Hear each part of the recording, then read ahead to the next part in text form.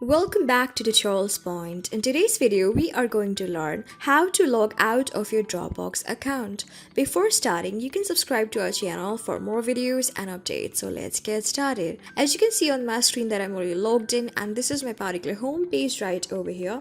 So to simply log out of it, all you have to do is you have got the two options to do it.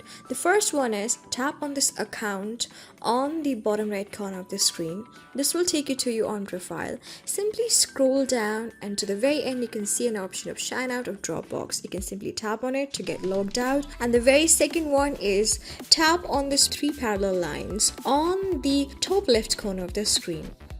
Here you do have an option of setting on the very bottom. Just tap on it and scroll down to the very end. You do have an option of sign out of Dropbox. Just tap on it and simply you can tap on sign out again.